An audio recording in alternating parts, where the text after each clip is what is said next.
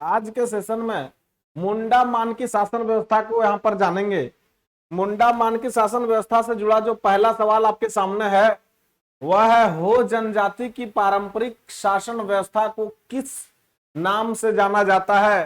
तो यह बात आप याद रखेंगे कि हो जनजाति की जो पारंपरिक शासन व्यवस्था है उस शासन व्यवस्था को ही यहाँ पर हम लोग मुंडा मानकी शासन व्यवस्था के नाम से जानते हैं। तो यहाँ पर सवाल था, हो जनजाति की पारंपरिक शासन व्यवस्था को किस नाम से जाना जाता है, तो इसका जवाब हो जाएगा मुंडा मानकी शासन व्यवस्था।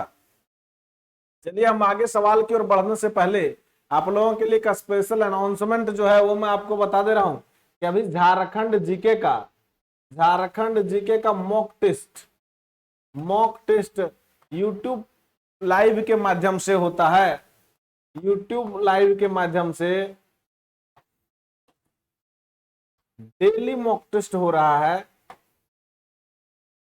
मॉक टेस्ट जहां पर आकर के आप जुड़े, कब, सीजीएल को लेकर के, झारखंड सीजीएल को लेकर के, एसएससी सीजीएल को लेकर के स्पेशल ये चलाया जा रहा है मॉक टेस्ट।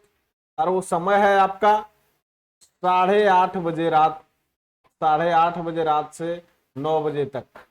ये रात का टाइमिंग है। 8:30 बजे रात आप स्टूडेंट इलाइट ऐप पर लाइव के माध्यम से जुड़ जाइएगा। स्टूडेंट इलाइट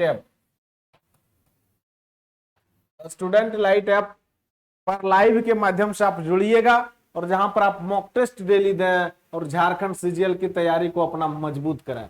चलिए आइए हम सवाल की ओर आते हैं। अगला सवाल आपके सामने जो है वह है, निम्न में से किस शासन व्यवस्था को भारत की प्रथम गणतांत्रिक व्यवस्था के रूप में जाना जाता है। तो यह बात याद रखेंगे मेरे साथी कि भारत का प्रथम गणतांत्रिक शासन व्यवस्था का जो दर्जा प्राप्त है वह मुंडा मानकी शासन व्यवस्था को ही, इसे ही भारत की प्रथम गणतांत्रिक शासन व्यवस्था के नाम से जानते हैं। सवाल है, मुंडा मानकी शासन व्यवस्था को किस अंग्रेज अधिकारी द्वारा मान्यता प्रदान की गई थी। तो मुंडा शासन व्यवस्था, जो मुंडा मानकी शासन व्यवस्था है, इसको मान्यता प्रदान किया गया था। एक अंग्रेज अधिकारी था, नाम था उसका थॉमस विल्किंसन।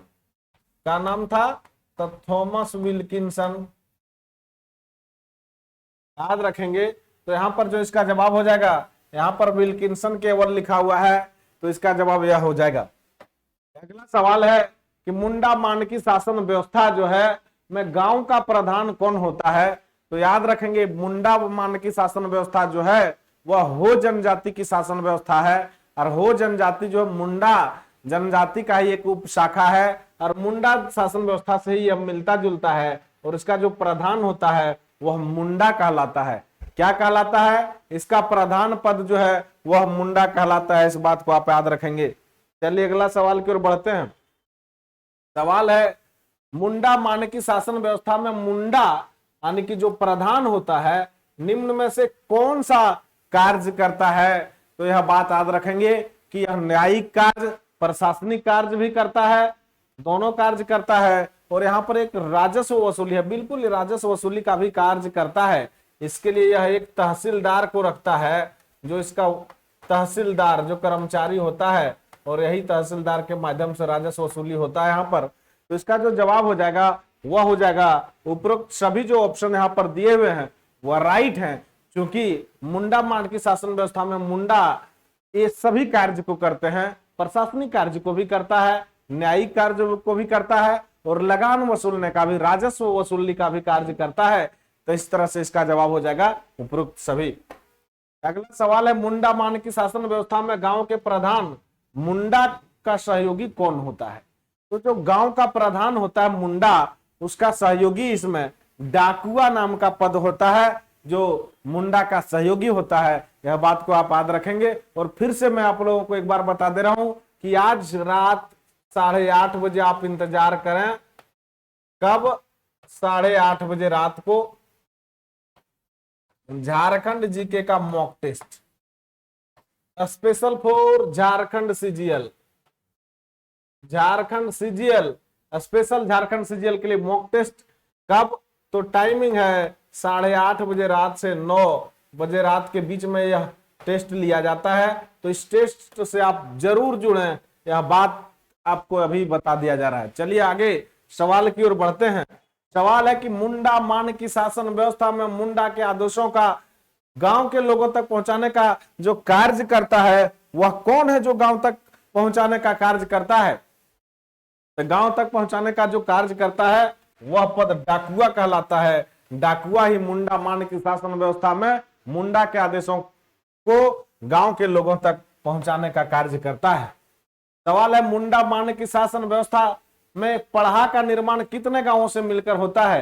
तो मुंडा मान की शासन व्यवस्था में 7 से 12 गांव, 7 से 12 गांव के बीच में, 7 गांव हो सकता है, 8 गांव, 9, 10, 11, 12 गांव के बीच में मिला करके एक पढ़ा का निर्माण करता है। क्या चीज का निर्माण करता है? 7 से 12 गांवों को मिला करके, गांव को मिला करके एक पढ़ा का निर्माण करता है। एक पढ़ा का निर्माण करता है जिसका बॉस यानी कि प्रधान जिसको कहिए, जिसका प्रधान पद जो होता है वह मानकी कहलाता है।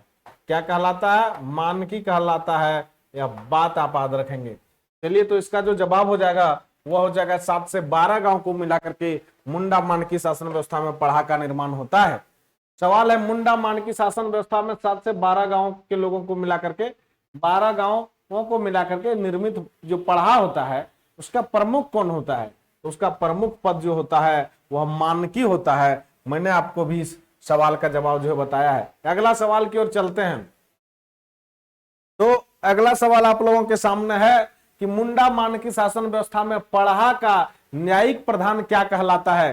तो याद रखेंगे इसमें पढ़ा जो होता है, पढ़ा जो 7 से 12 गांवों को मिलाकर के बनाया जाता है, उस पढ़ा का जो न्यायिक प्रधान होता है वह पीर पंच कहलाता है। उस पद को पीर पंच कहते हैं। यहां पर याद रखें आप, फिर से मैं यह बात आपके नॉलेज में दे रहा हूं कि आप मुंडा मान की शासन व्यवस्था को पढ़ रहे हैं, मुंडा मान की शासन व्यवस्था को जान रहे हैं, उसमें किस प्रकार का व्यवस्था विद्यमान है वह आप जान रहे हैं।